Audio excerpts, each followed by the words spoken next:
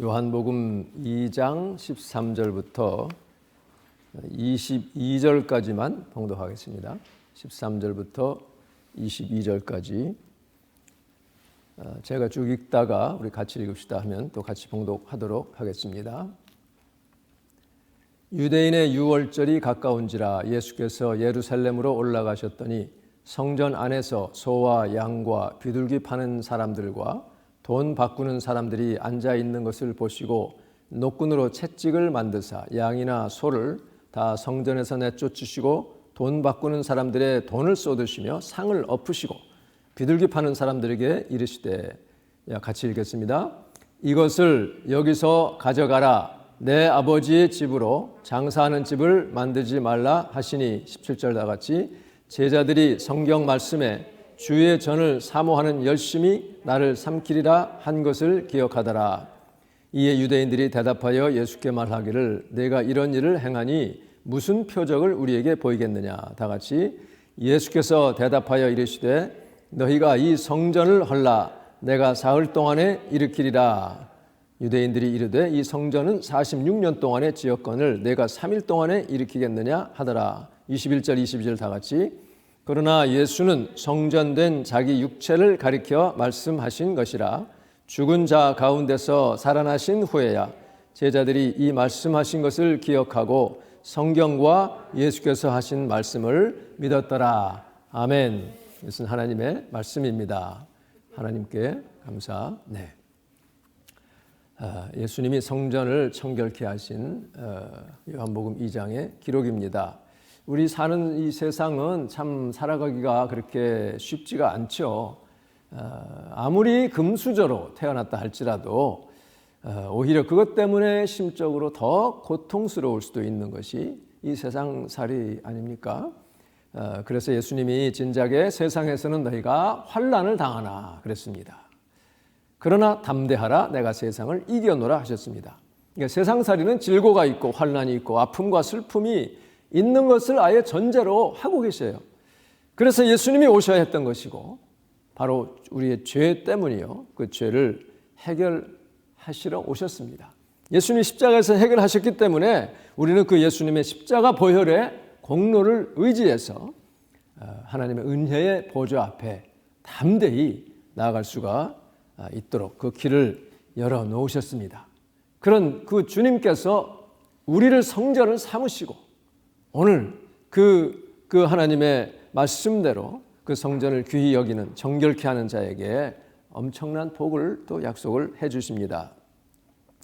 말씀이 육신이 되어서 이 땅에 오신 예수님이 이제 30년 동안을 부모님 밑에서 순종하며 받드신 후에 공적인 생애를 시작을 하셨는데 지난 주일에 본 것처럼 제일 첫 번째 표적은 갈릴리 가나에서 그 혼인잔치에서 물을 포도주로 만드시는 그 표적을 행하셨습니다. 이때가 큰 아주 빅 트랜지션, 하나의 커다란 전환점을 이루는 그런 그 때였습니다.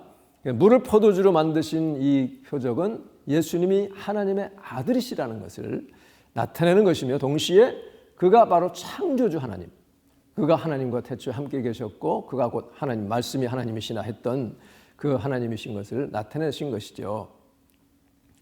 그러면서 더 이상 이제는 육신의 어머니의 뜻이 아니라 하늘의 아버지, 하늘에 계신 바로 하나님 아버지의 뜻을 따라 이제 모든 일을 주권적으로 행하시겠다고 하는 것을 분명히 드러낸 사건입니다.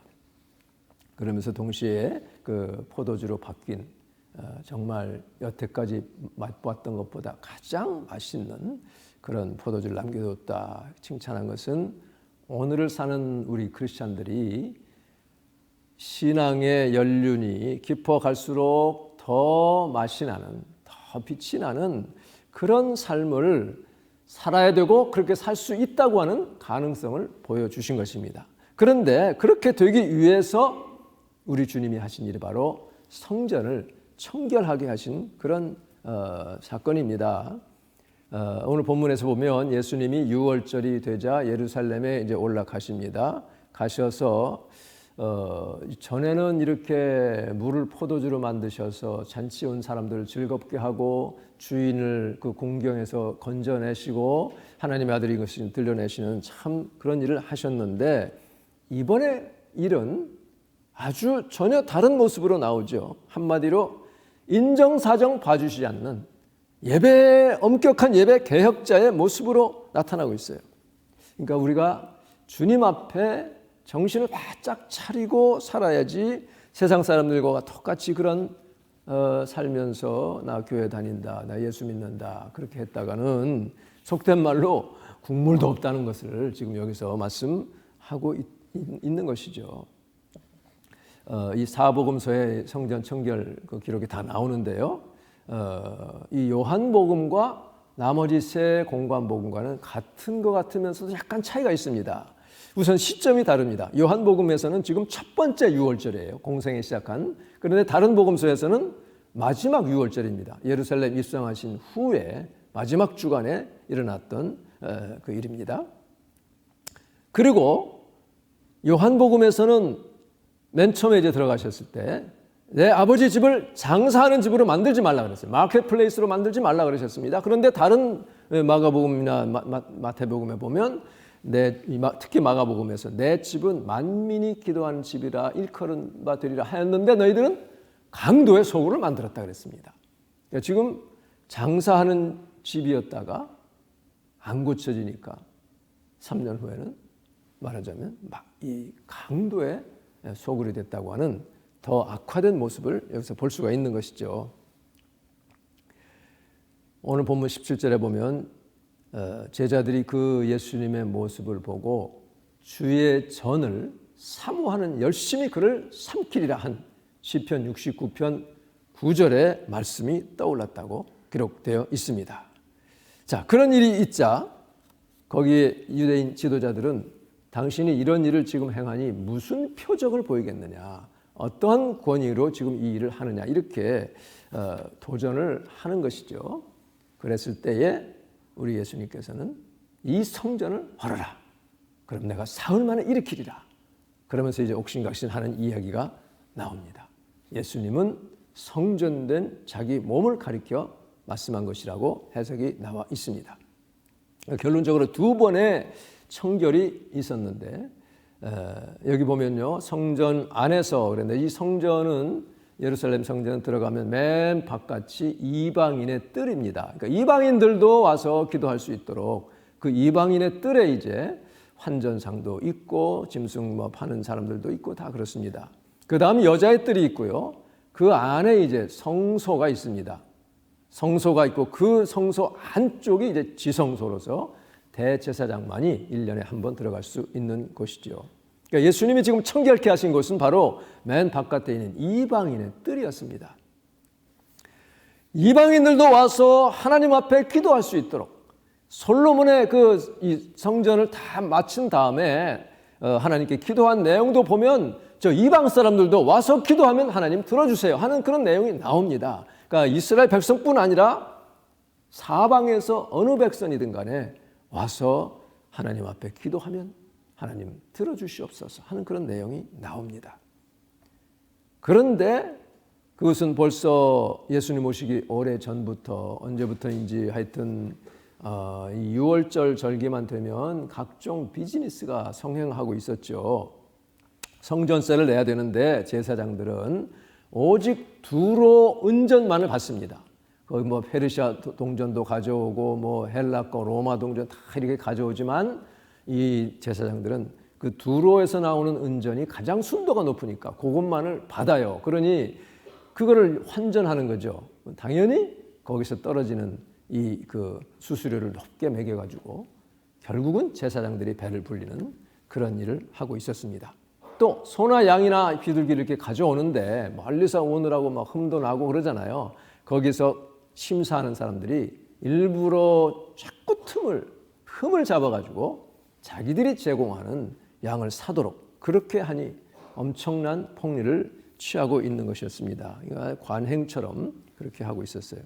그러니까 제사장과 바리새인들 같이 이 고위직 관리들이 하나님께 이 유월절에 제사드리고 예배하는 그 일에 집중하지 않고 어떻게 하면 돈을 더 많이 모을까 하는 개인의 이익, 이것으로 그 모든 신경이 집중되어 있고 그냥 제사나 예배는 형식으로만 하니 예수님이 그것을 참아 볼 수가 없었던 것입니다. 우리가 우리 속담에 마음이 콩밭에 있다 그런 속담이 있어요. 찾아보니까 뭐냐면 조선시대에 이 소장농들 있죠. 주인에게서 밭을 이렇게 맡아가지고 열심히 이렇게 그 일을 하고 나면 소장료를 조금 받습니다. 그러니까 아무리 열심히 해도 뭐 풍년이 와도 받는 건 얼마 안 돼요. 그거 가지고 먹고 살기 힘드니까 저 짜투리 땅, 험지 이런 데다가 콩을 심습니다. 콩은 별로 관리 안 해도 잘 나거든요. 그러니까 그런 논두렁이라든지 짜투리 땅에 콩을 몰래 심어놓고 그거는 소장료 낼 필요도 없고 별로 관리 안 해도 되니까 그래 주인 농사를 돌보면서도 마음은 거기 가 있는 거예요. 야 여기 밭이 얼마나 콩이 얼마나 잘 자랄까. 그래서 마음이 콩밭에 있다. 그러니까 예배 드리러 온 사람들 가운데 마음이 콩밭에 있는 이 제사장들처럼 그런 경우를 지금 우리가 찾아볼 수가 있습니다. 우리가 정말 오직 예배하러 올 때는 살아계신 주님, 내 영을 정말 더 주님 앞에 내 영과 혼과 몸 다하여 예배드리는 일에 집중하면 하나님께서 엄청난 복을 주시기로 약속했습니다. 그런 복이 여러분에게 넘치기를 주님의 이름으로 축복합니다. 성경을 보면 예수님이 보통 때는 얼마나 온유하고 겸손하셔요. 연약한 자들 보면 불쌍히 여기시고 자기 스스로 약해지고 낮아지셔가지고 그들을 섬기고 보살피고 그렇게 고치고 하지 않았습니까? 그러나 예수님은 이 세상에서 강하고 영향력이 있고 힘센 사람들이 이런 자기보다 못한 사람을 억압하고 무시하는 것을 결코 그냥 두고 보시지 않았잖아요. 얼마나 준엄하게 꾸짖었는지 모릅니다. 그런데 이 꾸짖는 것 중에 가장 그야말로 바이올런트한 폭력적인 일이 바로 성전 청결하는 거예요. 몸으로 이렇게 폭력을 행사한 일은 이게 처음입니다. 그만큼 하나님의 전, 이 성전을 향하신 우리 예수님의 열심은 이루 말할 수 없는 겁니다. 그래서 이미 시편 69편에서 주의 전을 사모하는 열심이 그를 컨수음할 만큼 이렇게 아주 불붙는 그런 마음을 가지고 있었어요.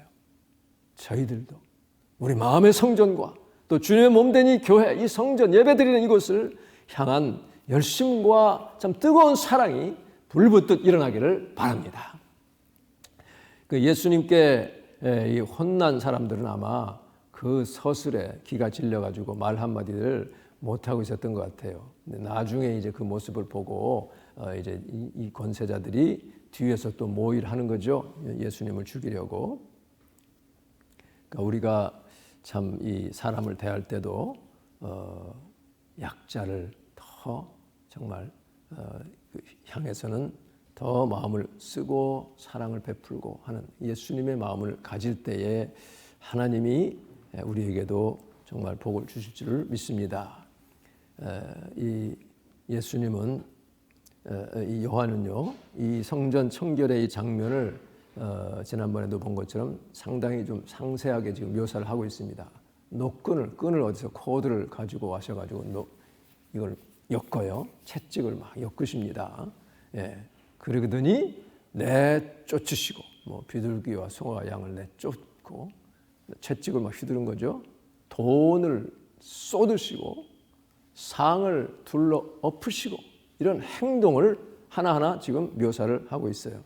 그러니 거기가 이제 뭐 비둘기들이 퍼드득거리고 소나 양이 막 음메 막 거리고 그런 혼란이 상황이 왔겠죠. 그렇지만 그러나 이것이 로마 당국의 주목을 받을 만큼 그렇게 막 폭력적인 것들은 아니었고 사람을 상하게 하는 일은 아니었다는 것을 우리가 알 수 있습니다.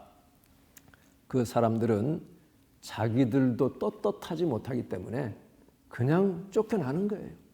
어떤 다투지 않고 그냥 그 예수님의 영적인 권위에 쫓겨나는 것을 보게 됩니다.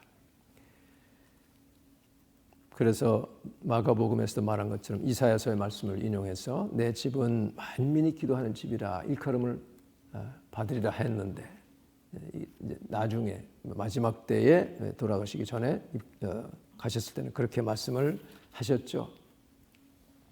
유대인들이 유대 지도자들이 이 모습을 보고 이제 요한복음 오늘 18절을 보면 도전을 합니다. 그러자 예수님이 이제 이 성전을 헐라 그랬는데 나중에 그 사람들을 이렇게 매수해가지고 제사장 이런 사람들이 막 고소를 하잖아요. 그럴 때 사람들이 뭐라고 합니까? 예수님이 이 성전을 다 헐어버리겠다 했다.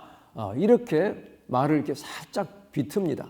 뒤집어서 예수님이 헐겠다는 것이 아니라 너희가 헐어라. 그 말씀은 너희가 이제 나를 십자가에 못 박을 것이다 라는 것을 예고하시는 그런 말씀이죠. 그러면 내가 사흘 만에 일으키리라. 제3일에 살아날 것을 예언하신 그런 말씀입니다. 성전된 자기 육체, 자기 몸을 가리켜서 하신 말씀이었습니다. 그런데 이것이 신약에 와가지고는 그 예수님의 몸이 무엇입니까? 주의 몸된 교회죠. 그래서 교회는 그리스도의 몸이고 예수님은 교회의 머리라고 그렇게 사도 바울이 말씀하고 있지 않아요? 이 교회로 이어졌습니다. 우리는 그 몸의 지체들입니다. 그래서 이 지체들이 연합하여 한 몸을 이룬다고 그래서 함께 지어져가는 그리스도의 몸인 것을 사도 바울은 말씀하고 있습니다. 예수님은 그의 몸된 교회가 청결해지기를 원하십니다. 이 주의 몸된 교회가 정말 세상의 어떤 원리나 논리로 비즈니스 마인드로 운영하면 주님이 얼마나 슬퍼하시겠어요. 얼마나 참 진노하시겠습니까? 참 많은 교회들이 이렇게 외모로 판단하고 교회의 어떤 유익을 위해서 이렇게 또 사람을 차별 대우하고 이런 모습들이 주님 보실 때에 정말 주님이 기뻐하시지 않는 모습인 것을 우리가 압니다. 또 성도들의 입장에서도 자기에게 어떤 유익이 있을까 하고 교회 오는 사람들이 참 많죠. 큰 교회들 아무리 교회가 커도요 자기를 희생하며 이렇게 이 주님을 충성되게 섬기는 그런 사람들은 아주 소수에 불과합니다. 대부분은 그저 와서 시스템이 잘 돼 있고 하니 우리 자녀들을 잘 기를 수 있겠다. 내가 여기서 참 은혜 받고 힘 얻어서 또 잘 살 수 있겠다. 이런 마음으로 오는 사람들이 참 많다는 것이죠. 그럴 때에 당장 이익은 될지 몰라도 하나님 나라까지 이어지는 복이 없다는 것이죠. 그러나 이 주님의 몸된 맨하탄 새교회는 그런 분들은 없고 오직 주님 나라 위에 헌신하고 희생하고자 하는 그런 분들만 모인 것을 인하여 하나님께 참 감사를 드립니다. 여기 참 주의 부르심을 받아 이렇게 섬기는 저의 그 사명은 뭐겠어요? 여러분 한 영혼 한 영혼 한 분 한 분을 귀히 여기고 하나님 앞에 바로 세워져서 어떤 환경이나 상황에 처해도 흔들리지 않는 든든한 믿음의 터전 위에 세워지는 그래서 하나님께 충성하여 하나님 나라의 큰 복을 받는 그런 분들이 되는 것이 제 목표입니다. 하나님께서 결국 나중에 마지막 때 우리를 보실 때 잘하였도다. 착하고 충성된 종아. 이런 칭찬을 모두가 받을 수 있기를 간절히 바랍니다. 이를 위해서 우리가 하는 것이 기도하는 것 아닙니까? 내 집은 만민이 기도하는 집이라 일컬음을 받게 되리라. 하나님의 뜻을 구하고 그 뜻을 깨닫고 그 뜻을 행하고자 하는 순종하기 위해서 우리가 주님께 기도하는 것이죠. 그럼 하나님께서 반드시 그 기도를 들으시고 응답해 주실 줄을 믿습니다. 왜 하나님이 예수님이 성전을 청결케 하셨어요? 에스겔 47장을 보면 여기에 이제 이 에스겔을 성령께서 데리시고 이 성전 앞으로 나가십니다. 그가 나를 데리고 성전 문에 이르시니 성전 앞면이 동쪽을 향하였는데 그 문지방 밑에서 물이 이제 나와서 동쪽으로 흐르다가 오른쪽으로 돌아서 남쪽으로 흘러내리더라. 그러면서 여기 나옵니다. 그러면서 그 물이 이제 쭉 스며 나와서 점점점 이렇게 흘러서 차는데 나중에는 창이라 가지고 발목에 있다가 무릎까지 찼다가 허리까지 찼다가 나중에 헤엄을 쳐야만 될 만큼 그런 곳으로 인도하였습니다. 그런데 그가 내게 이르시되 인자야 내가 이것을 보았느냐 하시고 나를 인도하여 강가로 돌아가게 하시기로 돌아가니 강 좌우편에 나무가 심이 많더라. 그 나무들은 만국을 소성시키는 나무라 그랬어요. 치료하는 그런 식물이라 그랬습니다. 어부들이 많아가지고 물고기들이 다 거기에 다시 살아나서 바다가 살아날 것을 그렇게 말씀하고 있습니다. 즉 성전으로부터 흘러나오는 그 물이 얼마나 복된 물인지 강 좌우가에는 각종 먹을 과실나무가 자라서 그 잎이 시들지 아니하며, 여러분 우리가 겉으로 육신은 쇠할지라도 그 잎이 시들지 아니하고 열매가 정말 끝이지 아니하는 달마다 새 열매를 맺는, 이것이 결국 요한계시록 22장에 나오는 천국의 모습 아닙니까? 달마다 12과일을 맺히는 그런 은혜를 우리에게 주시기 위해서 우리 마음의 성전을 청결케 하라는 말씀이에요. 이 성전이 더러워지면 그러면 그런 열매를 맺을 수가 없으니, 여러분 우리 성전이 마음 성전과 주의 몸된 교회가 청결하게 되므로 여러분에게 엄청난 그런 주님의 복이 임하기를 주님의 이름으로 축원합니다. 달마다 새 열매를 맺으리니 그 물이 성소를 통하여 나옴이라. 그 열매는 먹을 만하고 그 잎사귀는 약재료가 되리라 그랬습니다. 한번 같이 합시다. 그 열매는 먹을 만하고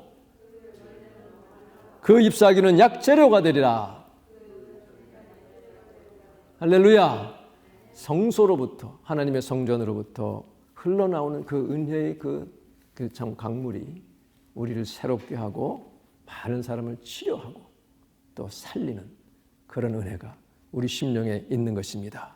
하나님께서 반드시 이렇게 정말 주님의 뜻대로 순종하며 성전을 정결케 하기 위해서 애쓰고 힘쓰고 기도하고 수고할 때에 하나님께서 그런 우리의 노력과 믿음의 보상을 주실 줄을 믿습니다. 이런 보상, 그런 그 상이 여러분에게 넘치기를 주님의 이름으로 축원합니다. 기도하겠습니다.